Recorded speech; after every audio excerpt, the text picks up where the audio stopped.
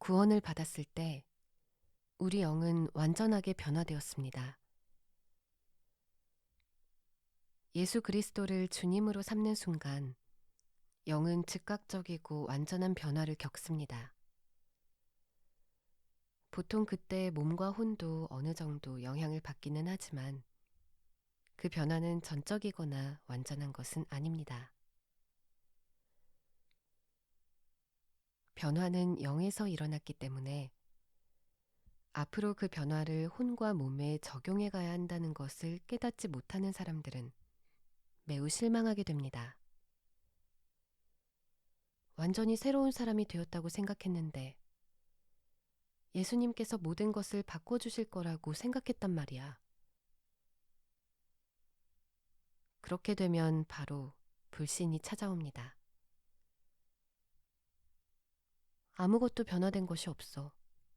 옛날 그대로야. 그리고 어떤 사람은 자신이 구원받은 것은 맞는지 심각하게 의심하기도 합니다. 또 어떤 사람은 자신이 구원받았다는 것은 믿지만 이 땅에서 사는 동안 과연 그 구원의 유익을 경험하고 누릴 수 있는지 의심합니다. 그러나 우리 영은 완전하게 변화되었다는 것이 진리입니다.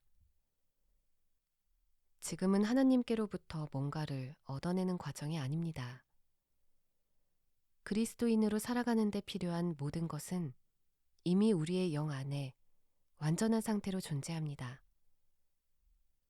바로 이 순간 내 영은 영원한 천국에서의 모습만큼 완벽하고 완전합니다. 천국에 도착해서 지금의 영 대신 새 영을 받지도 않을 것이며 우리가 가진 영은 더 이상 성숙해질 필요도 없고 더 이상 완전해질 필요도 없으며 이 땅의 어떤 오염으로부터 더 이상 깨끗하게 될 필요도 없습니다. 우리 영은 바로 지금 이 순간 예수님만큼 완벽하고 성숙하고 완전합니다. 거듭난 이후의 신앙생활은 새롭게 하는 것과 풀어놓는 것으로 이루어집니다. 생각을 새롭게 하여 하나님의 말씀을 믿으면 내 혼은 내 영 안에서 이미 일어난 일에 동의하게 됩니다. 하나님의 영적 거울 안에 있는 모습에 내 혼을 맞춰갈 때 영 안에 이미 존재하고 있는 것들이 혼과 몸으로 풀어져 나오게 되는 것입니다. 이것이 바로 구원의 유익을 누리는 방법입니다. 영과 혼이 합이되면 하나님의 생명을 누리게 됩니다. 나의 거듭난 영은 이미 하나님의 모양을 따라 그분의 형상대로 완전하게 변화되었기 때문에 항상 하나님 편에 섭니다. 내 혼이 내 영의 뜻을 맞추면 혼은 영과 한편이 되어 몸에게 2대1로 승리합니다. 그렇게 되면 항상 다수가 소수를 지배하는 법이기 때문에 나의 혼과 몸은 내 영 안에 있는 승리와 능력과 생명을 누리게 되는 것입니다. 반면 내 혼이 내 몸의 뜻을 맞추면 다수가 지배하는 법칙에 의해 영으로부터 물리적인 영역으로 흘러나오던 초자연적인 생명의 흐름은 막히게 되고 나는 자연적인 영역의 지배를 받게 됩니다.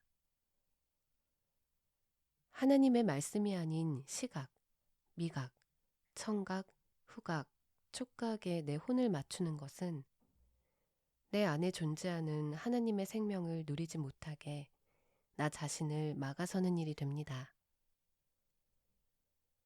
내 영 안에 존재하는 것들이 내 몸과 그 주변의 물리적인 세계로 나오려면 반드시 내 혼을 통과해야만 합니다. 편의상 아래 그림을 보면서 설명해 보겠습니다.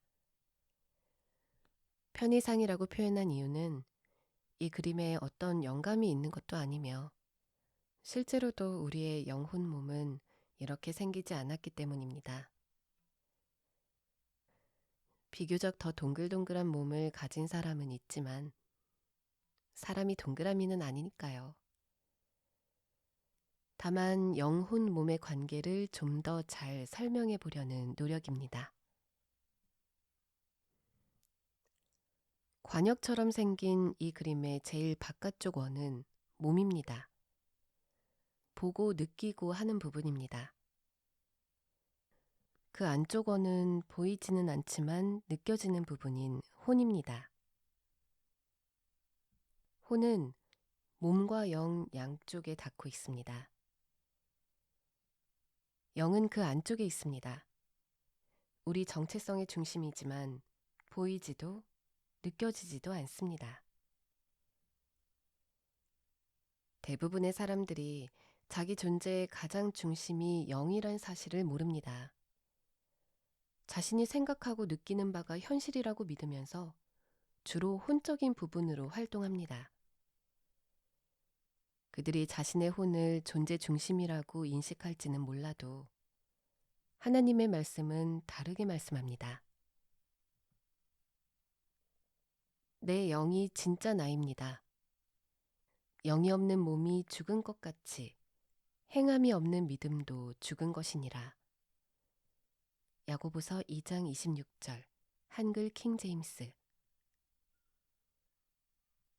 하나님께서 아담을 지으신 후 그에게 생명의 숨을 불어넣으셨습니다. 창세기 2장 7절. 숨으로 번역된 이 히브리어는 다른 곳에서 영으로 번역되기도 했습니다. 욥기 26장 4절, 잠언 20장 27절.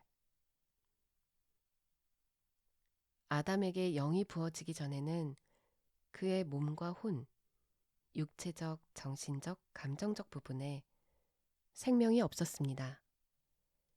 영에서 생명이 나오기 때문입니다. 생명이 영에서 나오기 때문에 영이 가장 깊은 곳에 위치하는 것입니다. 또한 영이 혼으로 완전히 둘러싸여 있는 것을 주목해 보십시오.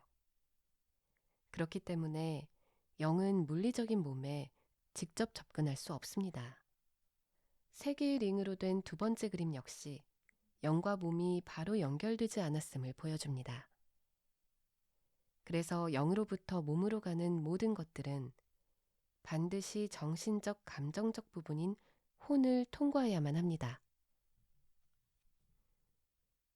다음 파이프 그림에서는 한쪽 끝은 영을, 한쪽 끝은 몸을 나타냅니다. 이 둘 사이에서 밸브 역할을 하는 것이 바로 혼입니다.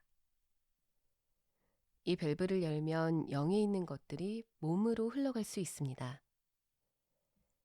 이 밸브가 얼마나 열려 있냐에 따라 생명의 흐름이 실개천 같은지, 작은 물줄기 같은지, 아니면 커다란 강과 같은지 결정됩니다.